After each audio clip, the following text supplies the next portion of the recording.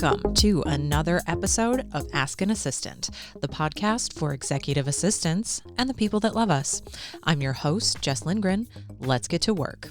Today's question comes from esteemed colleague Diane, who says, "Hi Jess, I just started a new role where I'm supporting the CEO. I'm replacing their outgoing assistant of 10 plus years, and I want to establish a one-on-one schedule from the jump. Any pointers?"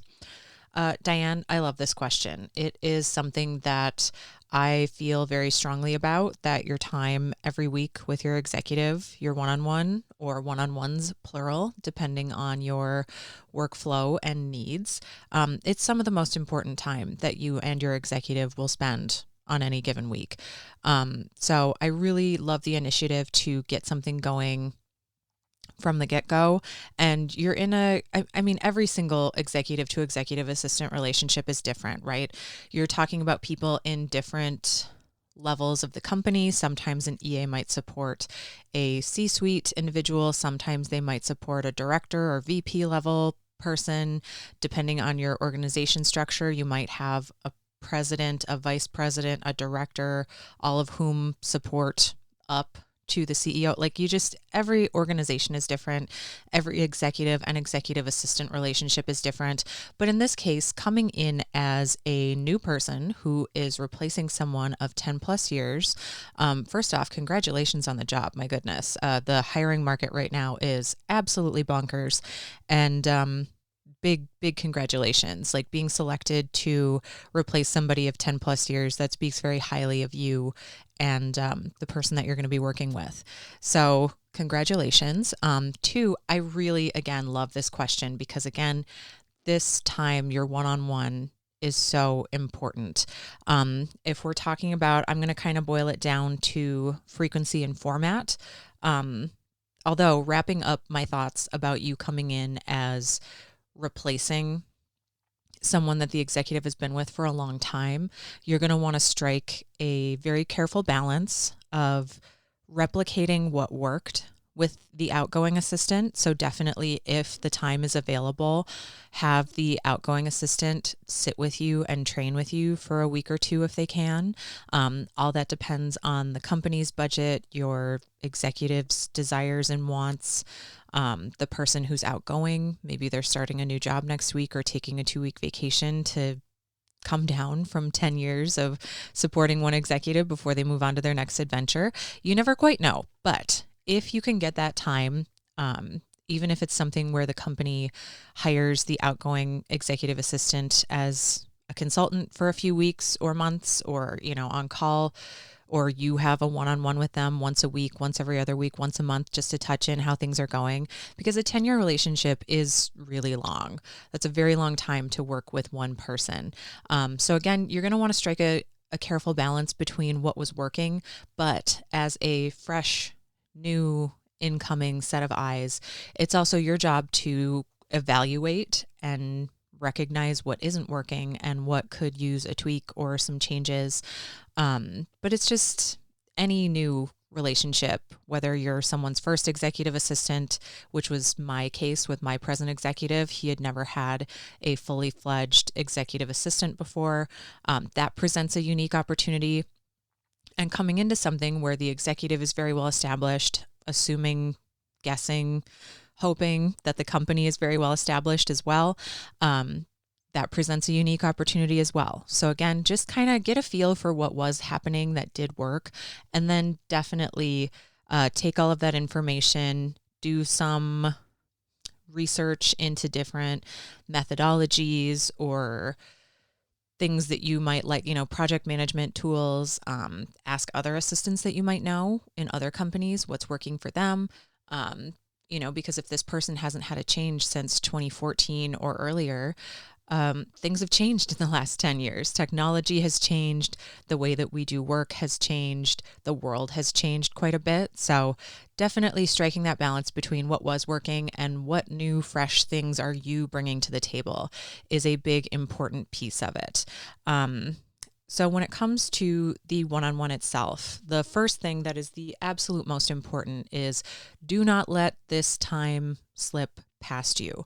My one-on-one with my executive is something that is always flexible. I am happy to reschedule whether something personal or professional comes up on my executive's calendar. We have an understanding. He can move it. I can move it. He sometimes might ask a day in advance. He might ask 15 minutes in advance. And it just doesn't matter. Like my time, I know from 10 years of working with my present executive that he has always prioritized this time. And that was something that I really not demanded, but made clear was not negotiable when we started working together, that a one-on-one is absolutely imperative to the success of our working relationship, to the success of the business. So just make sure that whatever day, time, format it is that you choose, that it's something that is prioritized and is not forgotten about. So in my present executive to executive assistant relationship, it's flexible, but it always happens. So even if Pat, my executive, needs something on the fly, if he needs to change the time, if he needs to change where he's calling from, that's fine, but he never skips it. And in past relationships, it was definitely something where we had a one-on-one scheduled. Let's just say, for sake of conversation, we had a one-on-one on Monday. And then my executive might come in 2 hours past when we were supposed to meet and didn't answer their phone when it was our time to meet. So like, not only did we not meet by phone, we didn't meet in person. Oh, I'm sorry. My morning got away from me. Let's try for tomorrow. My day is just, it's Monday. It's too complicated today. My schedule is too full. Could we look at tomorrow? And then it just the can kept getting kicked down the road. And every day there was a new excuse. And then Friday afternoon would come around and I'm packing up for the end of the day, getting ready to leave. Oh, Jess, I need you. Like, it's so disrespectful of your time. It's disrespectful of the working relationship. Just make sure that as you come into this new role, or if you're in an established role and you recognize some similarities there, if your one-on-one is getting kicked down the calendar, moved day by day until it just doesn't happen, or it doesn't happen until the 0 hour, change it. Stand up, say something. This time is way too valuable for everything. You need that time. It's time for you to have your executive's ear one-on-one. It's time for your executive to talk about whatever it is they need from you. Talk about project priorities, talk about performance, talk about what's coming down the pipeline, what's coming up next quarter, what's coming up next year. You know, it's just time that is absolutely invaluable and needs to be prioritized no matter what. So all of that being said, presently, let's talk about my present role. In terms of frequency, when my executive and I started working together in 2014, we started off with daily, like every day for 15 to 60 minutes, just depending on what I needed, because it was a new relationship. I was learning a lot about my executive, a lot about his business endeavors, a lot about the team and supporting members around him, learning about his family. Even though I lived in Minnesota at the time, he lived and still continues to live in California. He had just moved house right when he and I started working together. So just a lot of changes for both of us. I had just quit my last full-time corporate gig and gone freelance, and he was not my first client per se, but definitely my first big client.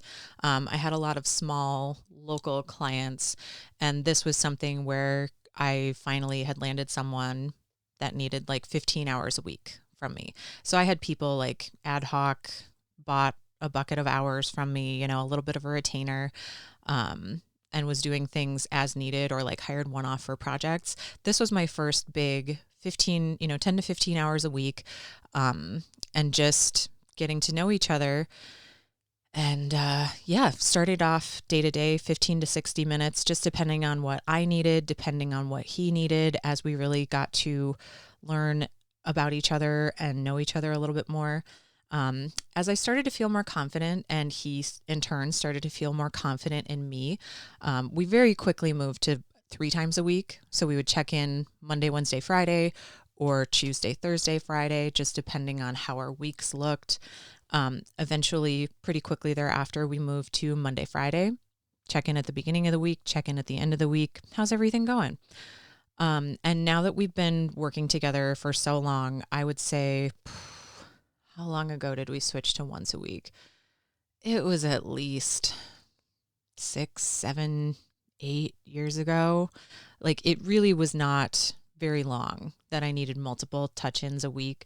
There are definitely weeks where if we have a lot going on, like we just did our big event last month in June. Time's still a little squishy. It's mid to late July right now as I'm recording. But like leading up to that, we definitely have more check-ins as needed. But on a typical average run-of-the-mill week, we touch base once a week for a maximum of 30 minutes. And usually it's more like 15 to 20 minutes, just because 10 years of working together, I know how to respond on his behalf. I never pretend to be him. I always say, hey, so-and-so, hey, Diane, Jess here on Pat's behalf. Here's the answer to your question. If you need further information, please don't hesitate to reach out.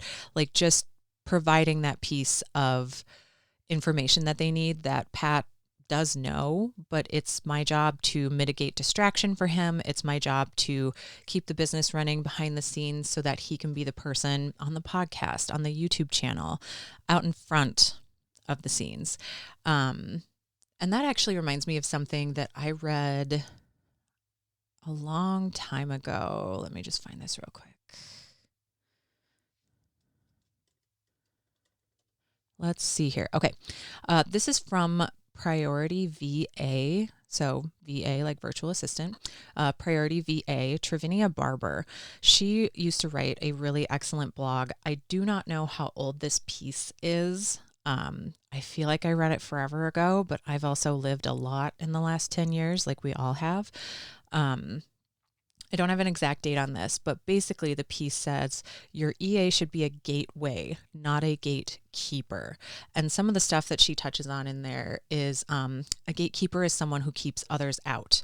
They guard the executive from their team and clients, which honestly I think gives EAs kind of a bad rap as being judgy or defensive or hard to work with. Many executives think of their EAs or want them to behave like a gatekeeper. And I really love Travinia's perspective of inviting your VA to serve as a gateway, your VA, your executive assistant, your virtual assistant, whoever it is that might be on your team. On my podcast here, obviously we are leaning more toward executive assistants, but I think there's a lot of bleed over into lots of different roles within an office. But basically, Travinia's piece is kind of what I even touched on in my little made-up example of, hi, Diane, here's the answer to your question. That's a gateway. So instead of saying, yeah, let me just get back to you in a week with the answer after I've spoken with my executive, no, I know the answer right now. And instead of waiting for my executive, instead of adding it to their pile of tasks for the day, week, month, year, it's something that I can take care of in the moment, and then it doesn't have to make it all the way to my executive. But when the need arises, the leader is always available. But it has to go through your executive assistant as that gateway, just kind of a first filter on the information. And by empowering your executive assistant to act as a gateway rather than a gatekeeper, it's empowering on so many levels. It boosts your executive assistant's confidence and ability to, and desire to, frankly, take on more responsibilities within the business. Most executive assistants are detail-oriented powerhouses. So if you tell us the answer to something once, 6 years from now, we will remember and be able to just answer it from the hip. So getting back to the one-on-one of it all, though, it is something where you filter out that first level of information. You get that time with your executive. Again, with so long working together, Pat and I have been down to 1 day a week for several years now. We've tried everything. I'm getting more now into the format. So I hope everything I've said for the last few minutes covers the frequency piece. Definitely start with more frequency to begin with. It's a big investment of your executive's time from the start, but it's definitely worth it in the long run. So getting into the format, my executive and I have tried every day of the week, literally Monday through Sunday. We've tried mornings, we've tried midday, we've tried evening. I think the one that was the worst, honestly, was when we were doing Sunday nights. It kind of had both of us in a Sunday, you'd start the day feeling good. And then as the day crept on, like even though it was 10 p.m. Pacific, when my executive might be in his office anyhow, he might be working on passion projects. He might be doing something for his family and just needs the privacy of a closed door where work typically happens. Like doing it Sunday night had us both kind of tensing our shoulders and starting the work week a day early. So my advice would be, unless it's absolutely necessary, or unless your weekend is like Thursday, Friday, and then Saturday, Sunday are your work days. But if you are adhering to more of a 4 or 5 day, Monday through Friday, Monday through Thursday work day, Sunday nights were just terrible, really. And it took us, I would say, like 6 months of doing Sunday nights. Like it was definitely a time we were both always available, 10 p.m. Pacific. And that worked perfectly when I lived in Minnesota and when I lived in California. We're both night owls. So the 10 p.m. timing was fine, but it was just kind of the psychological cue of it being Sunday really didn't work for us.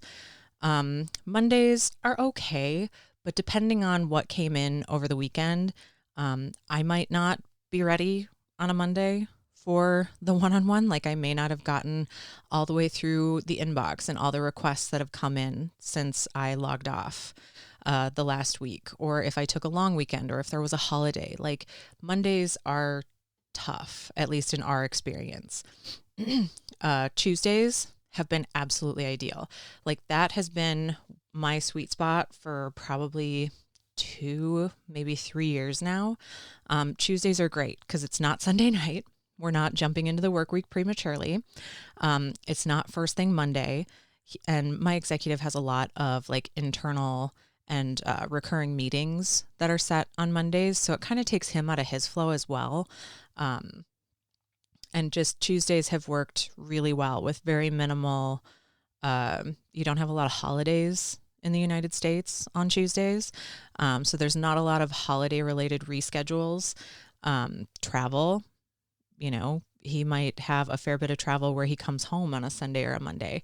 So it has been really great and working really well for us to be a Tuesday morning Pacific, Tuesday late morning to mid-afternoon to even, honestly, 6 p.m. Eastern for me on the East Coast. So, Tuesday has just been really great for us to kind of miss that Monday onslaught, give us time to settle into our week, give me time to get through everything that might come in over the weekend and on Monday, honestly. So Tuesdays have been great. Wednesdays are fine. That's the day we typically reschedule to if a Tuesday doesn't work for whatever reason. Thursday, we've had a 4-day work week for at least 5 years, ? I'm not 100% sure on how long it's been, but I know it was, I feel like it was pre-pandemic. So I feel like it might have been 2019 or 2020 that the 4-day work week was instituted. I'll have to go back in our records and figure that out. But Thursdays for us, that's our Friday. So like we've already been through an entire week by Thursday. And if we were working a 5-day work week, which many of us do, Friday, what does that help you? That helps you go into the weekend or like with a huge to-do list sitting on your shoulders, or it gives you however many hours of cram time before you leave. So instead of things winding down on a Friday afternoon, you might get a whole new onslaught of tasks that give you a stressful Friday afternoon, or like I said, just kind of has your mind thinking about what are things going to look like on Monday because I just got a huge pile of things to do on Friday. So yeah, Tuesdays work for us. It's never more than 30 minutes unless we have like a ton going on. And typically, like I said, it's 15 to 20 minutes max. We have also tried every manner of format. We have tried scheduling Zoom calls. We've tried Skype. We've tried meeting inside of Slack on, I think it's called Huddles. Um, all of that has run into like the number of times where we've fired up our Zoom and either or both of us needs to run an update on Zoom. Uh, Skype, for whatever reason, isn't connecting or the sound quality isn't good. So it's constantly like, can you repeat that? We honestly, for probably the majority of our 10 years together, have been just talking on a phone call.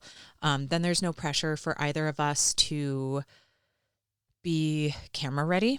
There's also way less possibility of technical issues.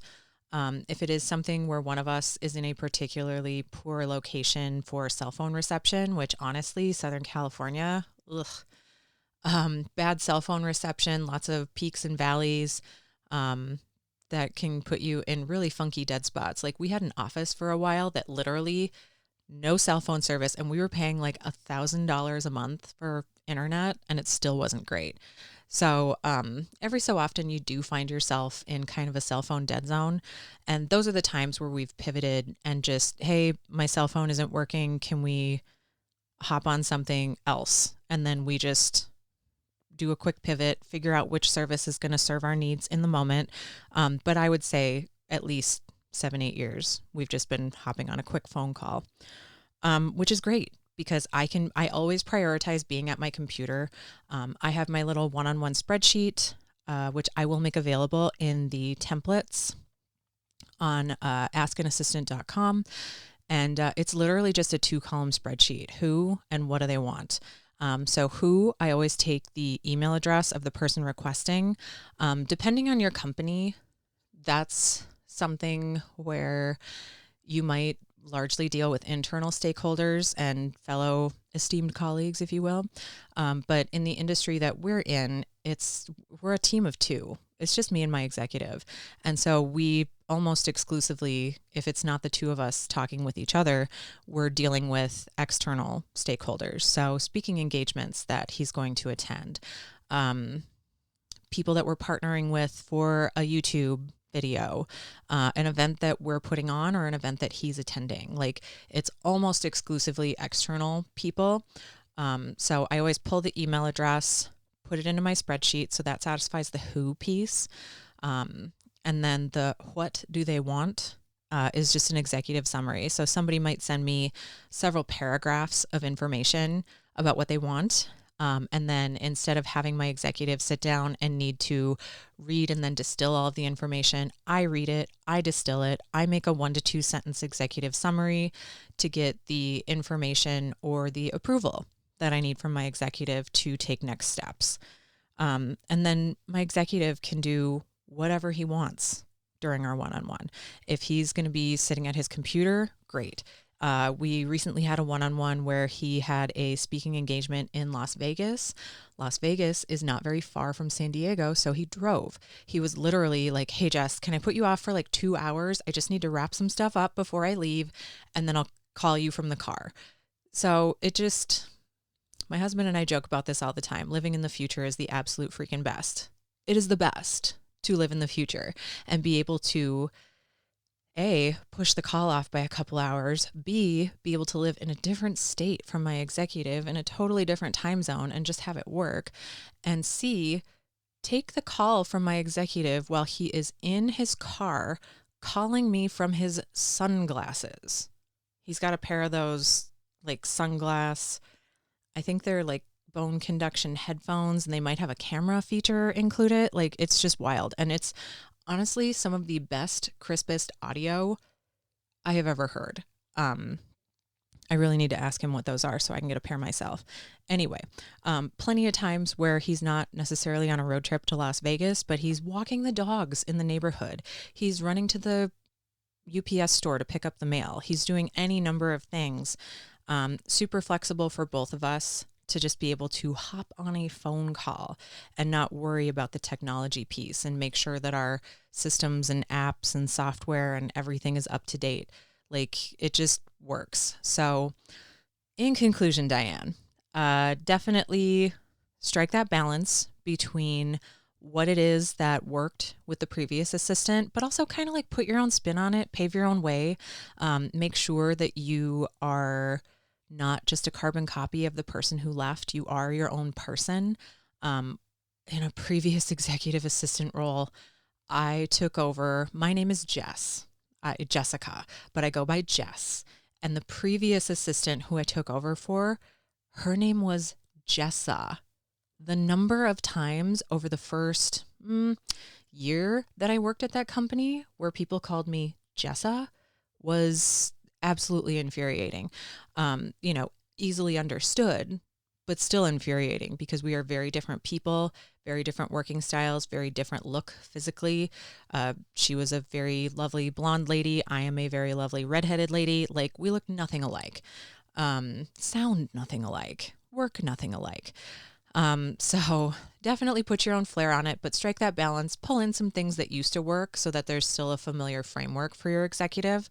Ask them, and as politely and diplomatically as you can, demand that they make a big investment of their time at the get-go. The number of people over the years who complain about feeling totally out of their depth or unsupported, or like they don't know what to do, or like they haven't been trained because people assume that an executive assistant can just come in and figure it out. Like, yeah, we can come in and figure it out, but we still need positive reinforcement. We need somebody telling us that we're doing good work and that the decisions that we're making on the fly as we learn more about our executive and the company environment that we're in, like, we need positive reinforcement for all of that so we can continue to feel empowered and learn, and all that good stuff. So yeah, it's going to be a big investment of time from your executive from the get-go. Definitely see if you can't get that outgoing assistant to also provide you some training. Again, whether it's time right up front, maybe you can overlap each other by a week or two. Maybe the old assistant can come in once in a while until you really feel confident, but definitely move to make that separation. And then after the big investment of time, get into a cadence that feels good, where you feel supported, where you feel like you're getting the time and attention from your executive and time, attention, and feedback from your executive. That's so invaluable and just only serves to further develop your working relationship with each other. Get into that cadence. Like I said, I personally, especially after having done all 7 days of the week, Tuesday is awesome.